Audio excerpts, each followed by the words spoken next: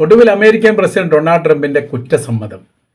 വെടികൊണ്ട സിംഹമായി ഇറാനെ മാറ്റിയത് ഖംനായിയെ കൊലപ്പെടുത്തിയതാണ് എന്ന് ട്രംപ് സമ്മതിച്ചു.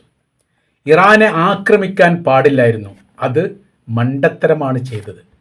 അതല്ലാത്ത മറ്റു പോംവഴികൾ, ആ പോംവഴികളെക്കുറിച്ചും പറയുന്നുണ്ട്. ഭീഷണിപ്പെടുത്തിക്കൊണ്ടേയിരിക്കുക, ഉപരോധം കഠിനമാക്കുക, UN വീണ്ടും ഇത് പ്രമേയം അവതരിപ്പിക്കുക, മറ്റ് ലോക രാജ്യങ്ങളുമായിട്ട് ഇടപെട്ടുകൊണ്ട് ഇറാനെ ഒറ്റപ്പെടുത്താനുള്ള ശ്രമങ്ങൾ നടത്തുക, അവിടെ പെട്രോളിയം മറ്റ് രാജ്യത്ത് വിൽപ്പന നടത്തുന്ന സമയത്ത് ആ രാജ്യത്തെ ഭീഷണിപ്പെടുത്തുക, ഇങ്ങനെയൊക്കെയുള്ള കുറുക്ക് വഴിയിലൂടെ പോകുന്നതായിരുന്നു നല്ലത്. ഇപ്പോൾ ലോക ഹീറോ ആയി ഇറാനെ മാറ്റാൻ വേണ്ടിയിട്ട് തങ്ങളുടെ ആക്രമണം വഴിയൊരുക്കി എന്നല്ലാതെ ഒരു ഗുണമുണ്ടായിട്ടില്ല. വമ്പൻ സാമ്പത്തിക നഷ്ടമുണ്ടാവുകയും ചെയ്തിട്ടുണ്ട്. ഇറാഖിലെ മണ്ടത്തരം ഇറാനിലും നടത്തി. ഇറാനിലും മണ്ടത്തരമാണ് നടത്തിയത് എന്ന് വരും പ്രസിഡന്റിന് പറയാനുള്ള അവസരം ഉണ്ടാക്കി.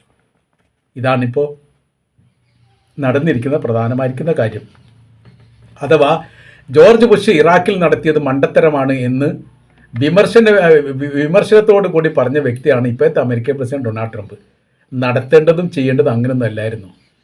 കുറേ മണ്ടത്തരം ചെയ്തുകൊണ്ട് തങ്ങൾ അഭിമാനികളാണ് എന്ന് പറയുന്നത് അത്ര ഉചിതമായിരിക്കുന്ന കാര്യമല്ല എന്ന് പറഞ്ഞ് രൂക്ഷമായ രീതിയിൽ അന്ന് ജോർജ് ബുഷിനെ വിമർശിക്കുകയും ചെയ്തിട്ടുണ്ട് ഇതേ ഡൊണാൾഡ് ട്രംപ്. 5000-ഓളം അമേരിക്കൻ സൈനികർ നഷ്ടപ്പെട്ട ഒരു യുദ്ധമായിരുന്നു ഇറാഖ് അമേരിക്കൻ യുദ്ധം. 5000-ഓളം അമേരിക്ക പറയണമെങ്കിൽ നമുക്ക് ഊഹിക്കാവുന്നതേ ഉള്ളൂ എത്രത്തോളം ഉണ്ട് എന്നുള്ളത്.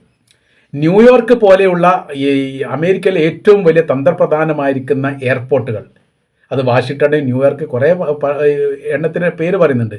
അവിടേക്ക് ആ കാലത്ത്, ആ യുദ്ധമുണ്ടായിരുന്ന ആ കാലഘട്ടത്തിൽ ഈ മിഡിൽ ഈസ്റ്റിൽ നിന്ന് വന്നുകൊണ്ടിരിക്കുന്ന വിമാനങ്ങൾ എയർപോർട്ടിനകത്ത് ഇറങ്ങിയാൽ കൂട്ട നിലവിളിയോടുകൂടി ആളുകൾ, അതായത് അമേരിക്കക്കാർ എയർപോർട്ടിൻ്റെ അകത്തേക്ക്, അതായത് ലാൻഡ് ചെയ്യുന്ന സ്ഥലത്തേക്ക് പോലും പ്രവേശിക്കുമായിരുന്നു. എല്ലാ രീതിയിലുള്ള പ്രതിരോധ സംവിധാനങ്ങളും തകർത്തുകൊണ്ട്.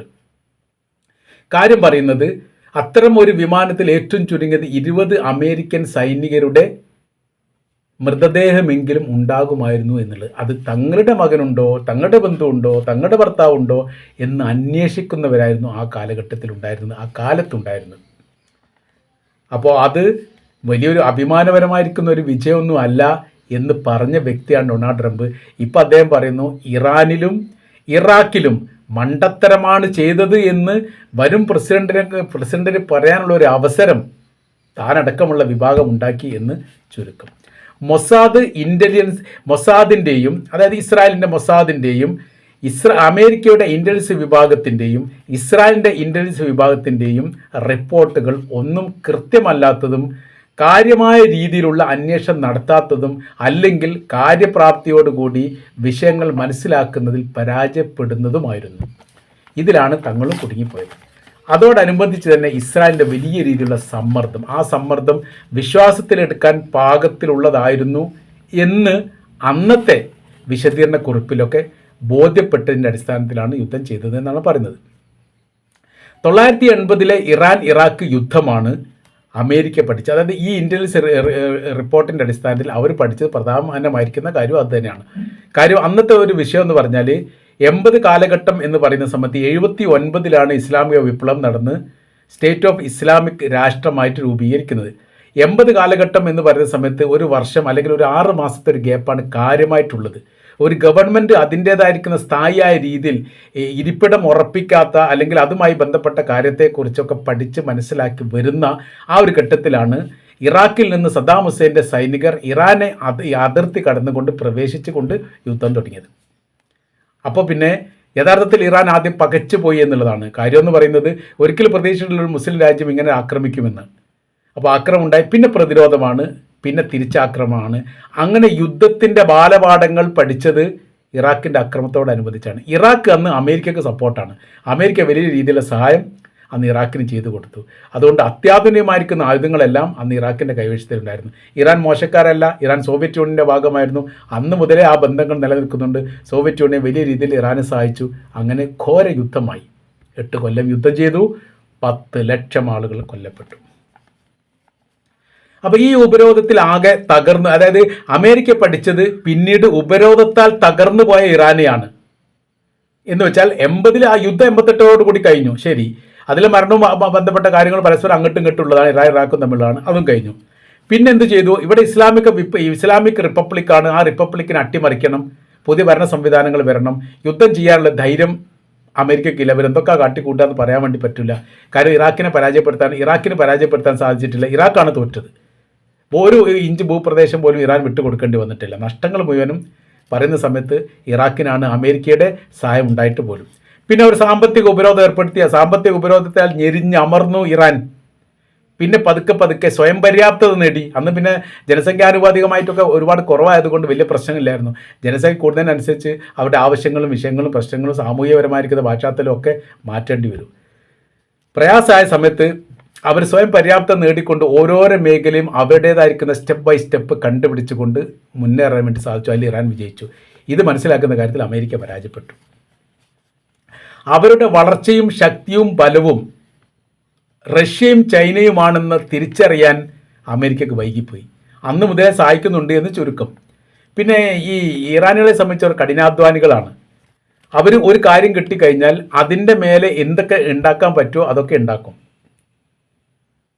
അഥവാ ഇങ്ങനെയാണ് അവർ പറയുന്നത്, റഷ്യയിൽ നിന്ന് മിസൈൽ വാങ്ങും, അത് 100 കിലോമീറ്റർ 200 കിലോമീറ്റർ ദൂരപരിധിയുള്ളതാണ്, അതിനെ അവർ പോസ്റ്റ്മോർട്ടം ചെയ്യും, അത് അയച്ചു മാറ്റും, എന്നിട്ട് അതിനെക്കുറിച്ചിട്ട് അതിൽ ഉപയോഗിക്കുന്ന സാങ്കേതിക സംവിധാനത്തെക്കുറിച്ച് കൃത്യമായിട്ട് പഠിച്ചതിന് ശേഷം സാങ്കേതിക വിദ്യയുടെ റൂട്ട് മാറ്റും, അവരുടേതായിരിക്കുന്ന ചില വസ്തുക്കൾ ആഡ് ചെയ്യും, അല്ലെങ്കിൽ അതിൻ്റെ സംവിധാനത്തിൽ ചില മാറ്റങ്ങൾ വരുത്തും.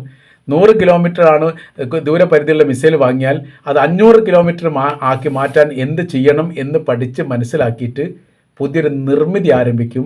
മെയ്ഡ് ഇൻ ഇറാൻ എന്ന അതിന് പേര് കൊടുക്കും. 100 കിലോമീറ്റർ ദൂരപരിധിയുള്ള മിസൈൽ വിൽപ്പന നടത്തിയ റഷ്യക്ക് അതിൻ്റെ സാങ്കേതിക വിദ്യ ഉപയോഗിച്ചുകൊണ്ട് ഡെവലപ്പ് ചെയ്ത 500 കിലോമീറ്റർ ദൂരപരിധിയുള്ള മിസൈൽ അങ്ങോട്ട് വിൽപ്പന നടത്തും. അങ്ങനെ ലാഭം 4 ഇരട്ടി ഉണ്ടാക്കും. ഈ തന്ത്രം അവർ വിജയിച്ചു എന്നുള്ളത് മാത്രമല്ല, ചില കാര്യത്തിലൊക്കെ റഷ്യയുടെ മിസൈലിനേക്കാണ് കഠിനമായിരിക്കുന്ന അല്ലെങ്കിൽ വലിയ ആക്രമ സ്വഭാവമുള്ള മിസൈലാക്കിയിട്ട് ഇറാൻ്റെ മിസൈൽ മാറ്റാനും അവർക്ക് സാധിച്ചു. ഇപ്പോൾ ഇതിൽ പറയുന്ന കാര്യം ഇങ്ങനെയാണ്, പഠന റിപ്പോർട്ടുകൾ തെറ്റായിരുന്നു. അഥവാ മൊസാദ് ഇസ്രായേലിന് നൽകിയതും ഇസ്രായേലിന് അമേരിക്കക്ക് നൽകിയിരിക്കുന്ന പഠന റിപ്പോർട്ടിലൊക്കെ ആകെ വെള്ളം ചേർക്കുന്ന തരത്തിൽ, അതായത് കൃത്യതയില്ലാത്ത രീതിയിലാണ്. ശത്രുവിൻ്റെ ശക്തി മനസ്സിലാക്കിയിട്ടില്ലെങ്കിൽ വളരെ പെട്ടെന്ന് തന്നെ ശത്രുവിനെ കീഴടക്കാൻ വേണ്ടിയിട്ട് മനസ്സിലാക്കിയാൽ പെട്ടെന്ന് തന്നെ കീഴടക്കാൻ വേണ്ടി സാധിക്കും. ശത്രുവിൻ്റെ ശക്തി മനസ്സിലാക്കിയിട്ട് കീഴടക്കാൻ വേണ്ടി സാധിക്കുകയില്ല. 2ാം ലോക യുദ്ധവുമായിട്ട് ബന്ധപ്പെട്ട് ഈ ജപ്പാൻ എന്ന് പറയുന്ന രാജ്യത്തിന് പറ്റിയ മണ്ടത്തരം അതാണ്. അഥവാ 2ാം ലോക യുദ്ധത്തിൻ്റെ ആരംഭത്തിലല്ല, അതിൻ്റെ ഏകദേശം 2 വർഷം മുമ്പെങ്കിലും ആണവായുധം അമേരിക്കയുടെ കൈവശത്തിൽ ഉണ്ട് എന്നുള്ളത് കൃത്യമായിരുന്നു. 2 വർഷം മുമ്പ് എങ്കിലും പരീക്ഷണം നടത്തിയ റിപ്പോർട്ട് പുറത്തു വന്നിട്ടില്ല. ആ സമയത്ത് സോവിയറ്റ് യൂണിയൻ നടത്തിയ പരീക്ഷണം, ജർമ്മനി നടത്തിയ പരീക്ഷണം പരാജയമാണ്. എന്നാൽ ഈ പ്രാദേശിക തലത്തിൽ ഏതോ ഒരു പരീക്ഷണം അമേരിക്ക നടത്തിയത് അല്ലെങ്കിൽ വിജയിക്കുകയും ചെയ്തിട്ടുണ്ട്. വിപുലമായിരിക്കും പരീക്ഷണം നടത്തിയിട്ടില്ല എന്നുള്ളത് മാത്രമാണ്. തങ്ങൾ അമേരിക്ക ആക്രമിച്ചാൽ ഏത് തരത്തിലായിരിക്കും തിരിച്ചടിക്കുക എന്നുള്ളത് മനസ്സിലാക്കാൻ പറ്റാതെ വന്നതാണ് ജപ്പാൻ പരാജയപ്പെടാനുണ്ടായിരിക്കുന്ന പ്രധാനമായിരിക്കുന്ന കാര്യം. ശത്രുവിൻ്റെ ശക്തി മനസ്സിലാക്കാതെ യുദ്ധത്തിൽ പ്രവേശിക്കുകയും അവർ ആധിപത്യമുണ്ടാക്കാൻ സാധിക്കുമെന്ന് സ്വയം മേനി നടിക്കുകയും ചെയ്തു. അതോടുകൂടി അമേരിക്ക അവരുടേതായിരിക്കുന്ന ശക്തി പ്രയോഗിച്ചത് വിജയിച്ചു, ലക്ഷ്യത്തിലെത്തി. ജപ്പാൻ വീണത് മാത്രം ആണോ വിഷയം? അല്ല, അവിടെ അമേരിക്കക്ക് സൈനിക ബേസ് ഉണ്ടാക്കാൻ വേണ്ടിയിട്ട് അമേരിക്കക്ക് സാധിക്കുകയും ചെയ്തു എന്നുള്ളതാണ്. വീണെടുത്ത് ചവിട്ടും കിട്ടി എന്ന് ചുരുക്കം. ഇറാനെ സംബന്ധിച്ചിടത്തോളം അത് തന്നെയാണ് ഇവിടെ സംഭവിച്ചത്. ഇറാന് 8 വർഷത്തോളം ഇറാഖുമായിട്ട് യുദ്ധം ചെയ്തു. പിന്നെ കാസിം സുലൈമാനി എന്ന് പറയുന്ന ഇറാൻ്റെ സൈനിക മേധാവിയെ ബാഗ്ദാദിൽ വെച്ച് കൊലപ്പെടുത്തി. തിരിച്ചടി ഉണ്ടായിട്ടുണ്ടെങ്കിൽ പോലും അത്ര കഠിനമായിരിക്കും തിരിച്ചടിയൊന്നുമല്ല. ഒരു യുദ്ധപ്രഖ്യാപനങ്ങളൊന്നും നടന്നിട്ടില്ല. മിസൈൽ പായിച്ചിട്ടുണ്ട്, അങ്ങനെ അവിടെ അമേരിക്കൻ സൈനികർ കൊല്ലപ്പെട്ടിട്ടുണ്ട്, തിരിച്ചടി നൽകിയിട്ടുണ്ട് എന്ന് മാത്രം. അപ്പോൾ ആ തരത്തിലാണ് അത് പോയത്. അപ്പോൾ വലിയ രീതിയിലുള്ള മുന്നേറ്റം ഉണ്ടാക്കാൻ വേണ്ടി സാധിച്ചിട്ടില്ല എന്ന് മനസ്സിലാക്കിയ അമേരിക്ക പൊടുന്നനെ 2026 ആക്രമിച്ചു. 2025 ആക്രമണവുമായിട്ട് ബന്ധപ്പെട്ട് കൃത്യമായ രീതിയിൽ പഠനം നടത്താൻ വേണ്ടി അമേരിക്ക സാധിച്ചിട്ടില്ല. അങ്ങനെ അവർ പരാജയപ്പെട്ടു, ഇസ്രായേലും പരാജയപ്പെട്ടു. ഇവരെ കയ്യിലുള്ളതൊക്കെ ഞങ്ങൾ നശിപ്പിച്ചിട്ടുണ്ട്. സ്വയം അവരങ്ങനെ ദുരഭിമാനം കൊണ്ടു അത് ആ അഭിമാനത്തിലുള്ള തിരിച്ചടിയാണ് യഥാർത്ഥത്തിൽ ഉണ്ടായതെന്ന് ചുരുക്കം. അപ്പോൾ ട്രംപ് ഇത് പറയണമെങ്കിൽ എവിടെ തരണം? വെടികൊണ്ട സിംഹമായി ഇറാനെ മാറ്റിയത് ഖമനായുടെ കൊലയാണ്. അത് തങ്ങൾക്ക് പറ്റിയ മണ്ടത്തരമാണ്. ഇറാൻ ആക്രമിക്കാൻ പാടില്ലായിരുന്നു. അത് ആക്രമിച്ചാൽ അത് ലക്ഷ്യത്തിലെത്തിക്കുക എന്നുള്ളത് തങ്ങളുടെ ആവശ്യമായിരുന്നു. അത് ലക്ഷ്യത്തിലെത്തിക്കാൻ സാധിക്കാതെ പോയത് അവരുടെ കൈവശത്തിലുള്ള ആയുധങ്ങളുടെ, മൂർച്ചയേറിയ ആയുധങ്ങളുടെ ശക്തിയും ആ യുദ്ധം ചെയ്യാനുള്ള സൈനികരുടെ ധൈര്യവുമാണ്. അതിനു മുൻപിൽ ലേശമൊക്കെ ക്ഷീണം പറ്റിയിട്ടുണ്ട് എന്ന് ഒടുവിൽ അമേരിക്കൻ പ്രസിഡന്റ് സമ്മതിച്ചു എന്ന് ചുരുക്കം.